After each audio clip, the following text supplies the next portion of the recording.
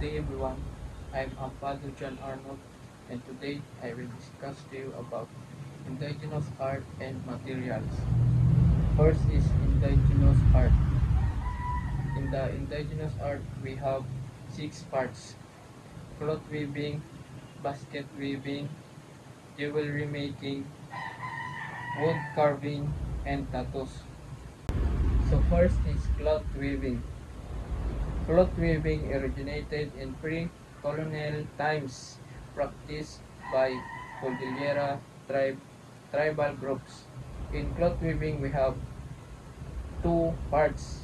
We have piña cloths and abaca fiber. Piña cloth made from pineapple plant fiber, delicate, hand-woven, used in Barong Tagalog, gaining global popularity.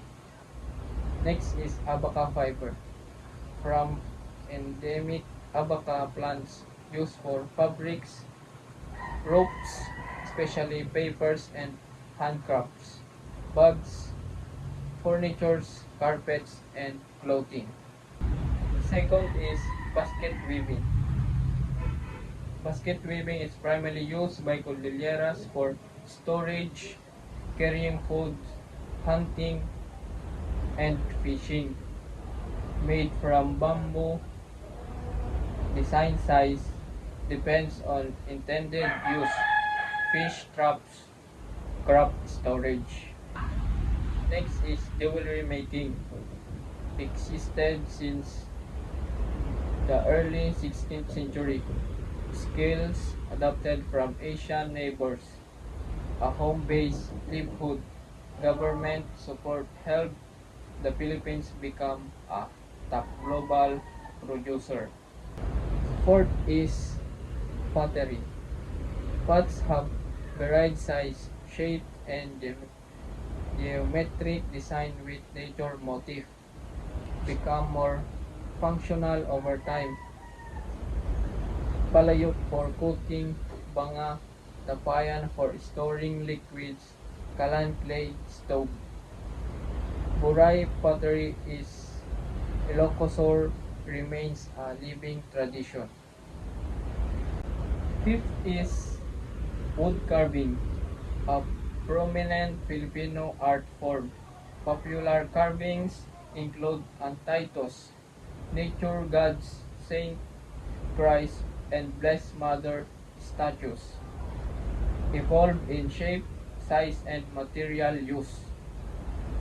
Last is tattoos. Rich history predating Spanish colonization. Visayans called the islands La Isla de los Pintados, or the Island of the Painted Ones, since as symbols of accomplishments or rank. Men has tattoos on chest, heads for warrior strength, and women had arm chest tattoos for beauty, earned throughout rites, ceremonies, style, vary by region and tribe. The next is indigenous materials. Indigenous materials are natural materials that are found and used locally in a certain place or region. These materials are important because they are affordable, easy to find, and part of the culture and traditions of people. They are commonly used in making houses, furniture, tools, and other products. Indigenous materials also help people adapt to their environment and preserve traditional skills passed down throughout generations. In indigenous materials, we have seven parts: sawali, coco core, bagasse, abaca fiber, bamboo, palm leaves, mud bricks. So first is sawali. Sawali is woven bamboo strips used for walls and partitions in nipahans, and houses. It is lightweight, cheap, and provides the ventilation. Second is coco coir. Fiber from coconut husk used in mats, brushes, ropes, and mattresses. Third is pagasi. Dry fiber left after extracting juice from sugar cane. It can be used as fuel and in making paper or building materials. Fourth is abaca fiber. Strong fiber used for ropes, fishing nets, and cables. Fifth is bamboo, a durable and flexible material used in construction, furniture, flooring, and roofing.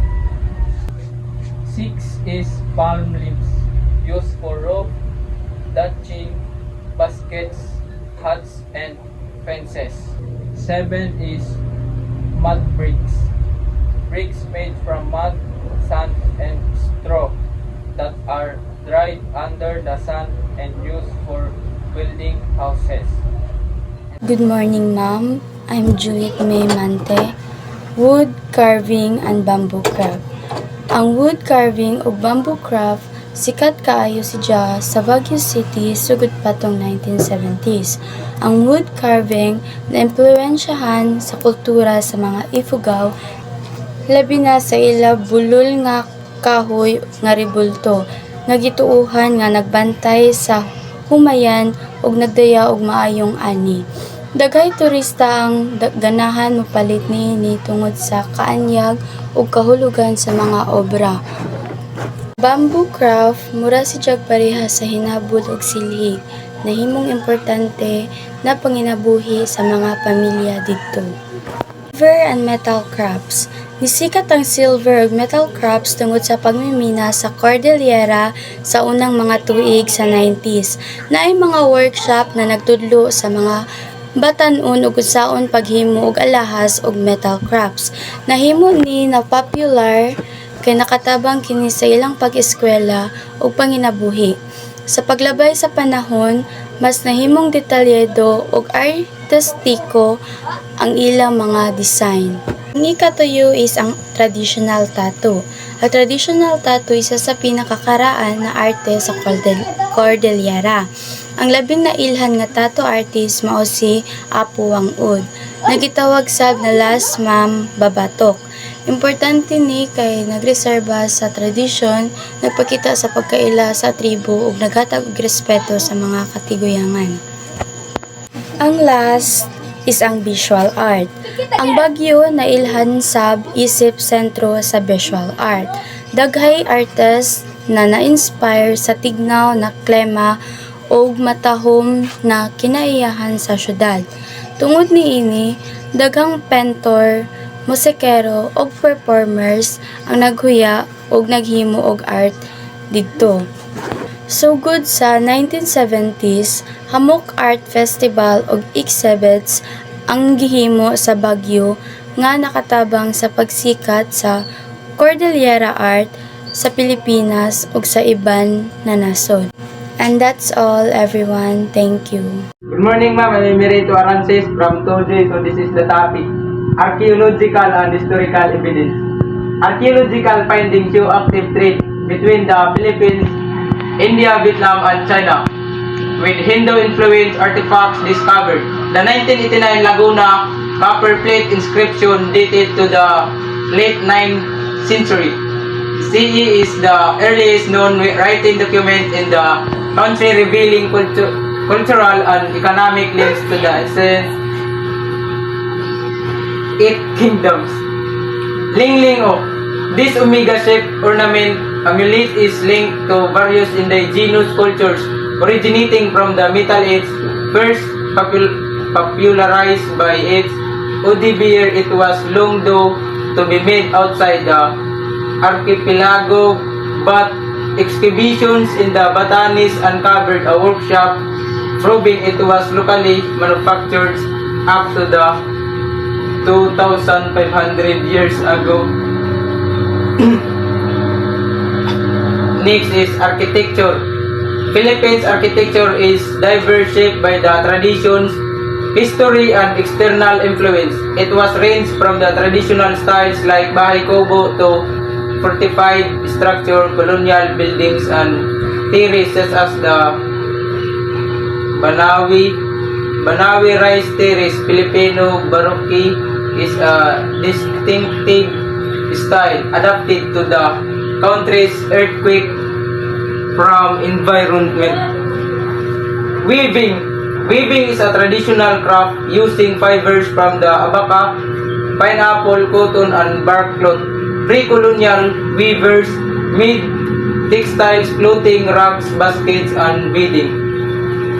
The quality depended on softness, weave tightness, and design, often featuring bold, colorful stripes. Visual arts painting. The visual arts painting, prehistoric cave paintings, such as those in Aguno petrolites, date back to before 2000 BCE and includes symbolic figures linked to spiritual practices during the Spanish colonial period. Painting became primarily religious art used to propagate Catholicism's features in church and religious teaching. Calligraphy. The calligraphy before Spanish roll numerous indigenous scripts called suyat were used across the archipelago only for Humununo o Buhid, Tagbanwa, and Palawan remain in use today, and they were inscribed in the UNESCO Memory of the World Register in 1999. Last is sealing and paper making. Like other East Asian cultures, the Philippines had a sealing and paper making tradition pre-colonially, though Spanish colonizers abolished and destroyed most related practices. The Butuan Ivory covered with suya is a national cultural treasure. Efforts are now underway to revive the use of cells and traditional paper making methods using local materials. Thank you, ma'am. Good morning, ma'am. My name is Deronjus Ribin, Block 2G, and this is my topic. Exhibit like Philippine Gold, treasures of Forgotten Kingdom, showcased ancient gold and artifact from Luzon, Visayas, and Mindanao, dating to the 10th to 13th century, reflecting strong regional and international trade connection, and unique painting and art process blending indigenous and European techniques was practiced from the 1600 to 1800. The batok or batik Kalinga tradition tattooing remains a significant culture art from the now recognized internationally. Many Philippines artworks and artifacts were located or bought by origin power during colonization and post-colonial eras, and most are still held abroad with efforts ongoing to retrieve them.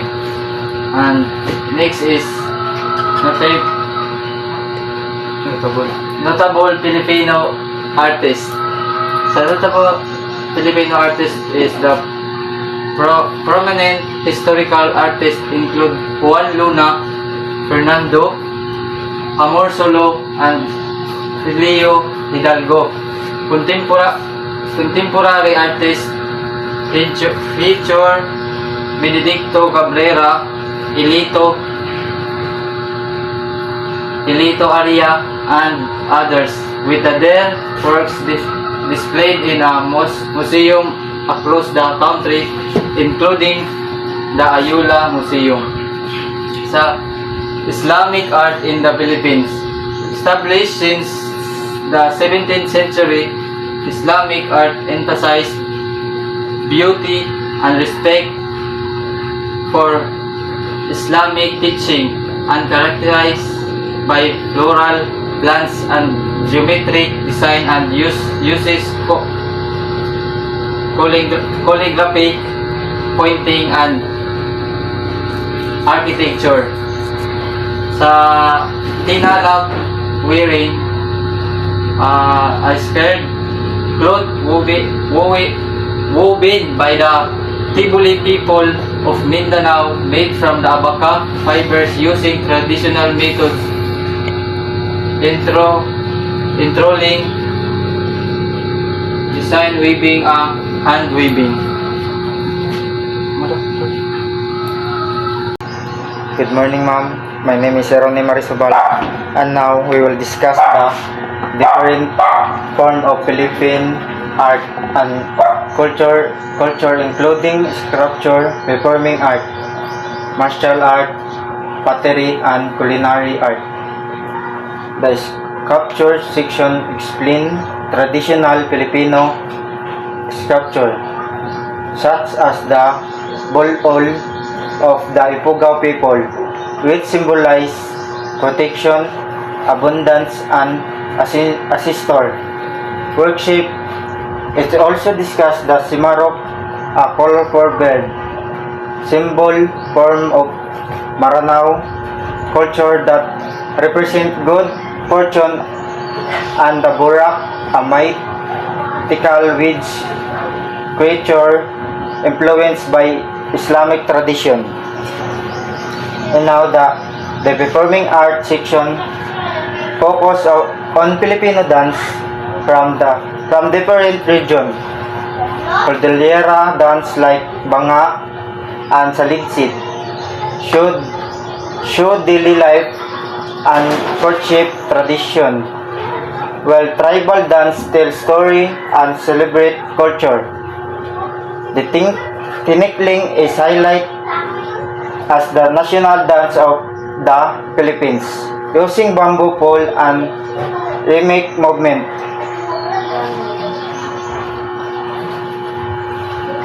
The drama section describes the tradition, religious plays such as the Sinakulo, which reenact the Passion of the Christ during Holy Week.